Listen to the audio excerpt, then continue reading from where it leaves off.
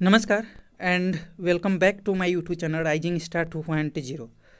दोस्तों, अगर आप बिहार से बीएड करना चाहते हैं और सेशन 2024 से 26 के लिए जो इंट्रेंस एग्ज़ाम फॉर्म फिलअप होनी है उसमें आप अपना फॉर्म अप्लाई करना चाहते हैं प्रवेश परीक्षा के लिए, तो ये वीडियो आपके लिए इम्पोर्टेंट है।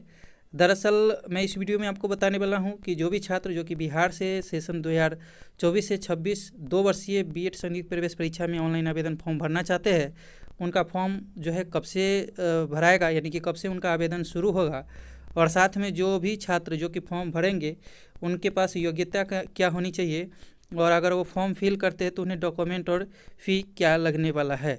तो सारी बातों को समझने के लिए वीडियो को पूरा ज़रूर देखिएगा और इसी तरह की इम्पोर्टेंट जानकारी के लिए हमारे चैनल को ज़रूर सब्सक्राइब कर लीजिएगा ताकि हर एक इन्फॉर्मेशन आपको मिलती रहे। तो चलिए दोस्तों, हम स्टार्ट करते हैं और आपको सारी बातें बताते हैं। तो सबसे पहले तो हम बात करेंगे योग्यता की, क्योंकि ये सबसे ज़रूरी है अगर आप फॉर्म अप्लाई करना चाहते हैं तो सबसे पहले आपके पास स्नातक पास होने चाहिए, आप जो है ग्रेजुएशन पास होने चाहिए। और बहुत सारे छात्रों का मन में ये डाउट है कि सर हम ग्रेजुएशन लास्ट ईयर में है तो क्या हम फॉर्म फिलअप कर सकते हैं? तो नहीं, आपको नहीं कर सकते। आप जो है ग्रेजुएशन पास ही होने चाहिए, तभी आप इस फॉर्म को भर सकते हैं, ठीक है। इसके बाद कम से कम 50% अंकों के साथ स्नातक की परीक्षा उत्तीर्ण की हो, मतलब 50% मार्क्स के साथ आपने ग्रेजुएशन जो है क्लियर किया है, देन आफ्टर ही आप इस फॉर्म को अप्लाई कर सकते हैं और तभी आप जो है एलिजिबल है इस फॉर्म को अप्लाई करने के लिए, ठीक है। उसके बाद जो है कहा गया है 55% अंकों के साथ master in science, social science, मानवता, इंजीनियरिंग और टेक्नोलॉजी उत्तीर्ण करने वाले उम्मीदवार भी बीएड एडमिशन फॉर्म अप्लाई करके परीक्षा में भाग ले सकते हैं। और बिहार सरकार के नियमों के अनुसार पिछड़े वर्गों, अति पिछड़े वर्गों और विकलांग के लिए छूट की प्रदान भी की गई है आदि।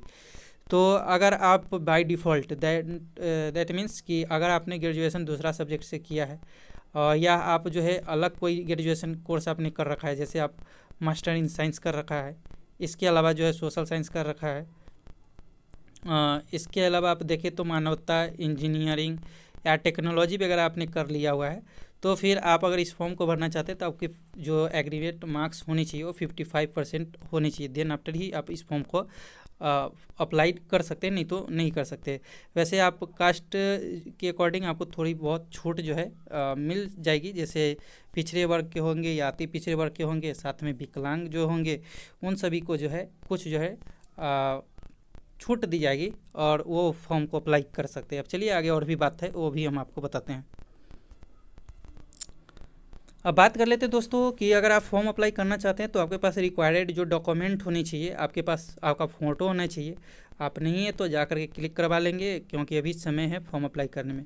इसके बाद जो है सिग्नेचर, जो कि आप किसी भी ब्लैंक पेज पे करके आप उसे अपलोड करेंगे और आप ही का ये सारी जो है चीज़ें होनी चाहिए, ठीक है। इसके बाद आवास प्रमाण पत्र, जाति प्रमाण पत्र और दिव्यांग प्रमाण पत्र। अगर आप डिसेबिलिटी वगैरह है और अगर आप छूट वगैरह पाना चाहते हो तो फिर ये सर्टिफिकेट आपके पास होने चाहिए, तो आप नहीं हैं तो आप बनवा लेंगे। उसके अलावा आवास प्रमाण पत्र, जिसको हम लोग आवासीय प्रमाण पत्र बोलते हैं, निवास प्रमाण पत्र, वो आपके पास होने चाहिए, ठीक है। नहीं है तो वीडियो हमारे चैनल पे अपलोडेड है, जा करके देख करके आप अप्लाई कर सकते हैं, या आगे जो वीडियो आएगी उसमें मैं आपको बताऊंगा कि कैसे आपको अप्लाई करनी है। उसके बाद जातीय प्रमाण पत्र आपके पास होने चाहिए, वो भी आप अप्लाई कर सकते हैं, उसका भी वीडियो मैंने बना करके अपलोड कर दिया हुआ है। साथ में SMQ प्रमाण पत्र, ये हर कैंडिडेट को ज़रूरत नहीं है, लेकिन जिन्हें लगेगा वो उनको जो है देना पड़ेगा, ठीक है। इसके बाद पोस्ट ग्रेजुएशन मार्कशीट, मतलब PG का मार्कशीट आपको लगेगा अगर आप मतलब PG लेवल पे अप्लाइड करते हैं तो।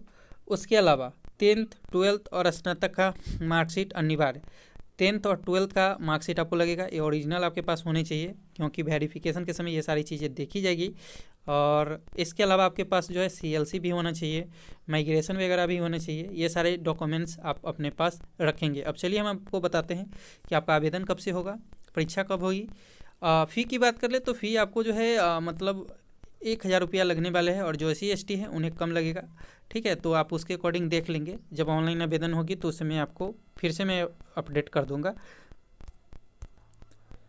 अब दोस्तों देख ले तो फॉर्म अप्लाइड की जो डेटें है यहाँ पे देखेंगे तो सेवा में कुल सचिव बिहार से संबंधित सभी विश्वविद्यालय बीएड पाठ्यक्रम पाठ्यक्रम संचालित करने वाले विषय में देखेंगे तो सीटेट बीएड 2024 की संभावित कार्यक्रम के संबंध में सूचनार्थ महाशय माननीय कुलपति सचिवालय के पत्रांक 16/2015 पार्ट 347 GS1 दिनांक 1/3/2024 यानी कि 1/3/2024 द्वारा ललित नारायण मिथिला विश्वविद्यालय को 2 वर्षीय बीएड पाठ्यक्रम में नामांकन के लिए संयुक्त प्रवेश परीक्षा संपन्न कराने के लिए पुनः नोडल पदाधिकारी नामित किया गया है।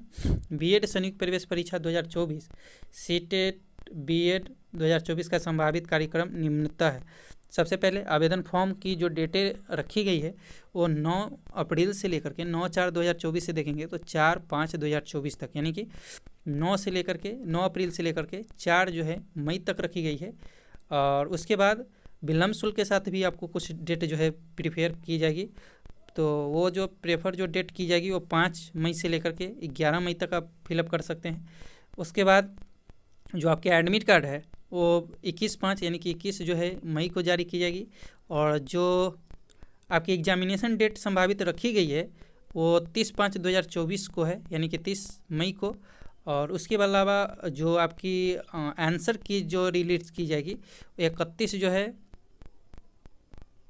मतलब मई को की जाएगी। और उसके अलावा अगर आपके कोई भी चैलेंजेज होने हैं या अगर आपको लगेगा कि चैलेंज वगैरह करना है तो उसके लिए जो डेट रखी गई है वो 1 जून से लेकर के 3 जून तक रखी गई है।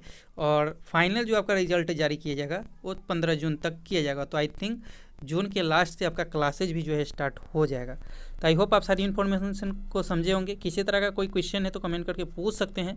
फिलहाल मिलते हैं अगले वीडियो में, जब तक के लिए जय हिंद जय भारत।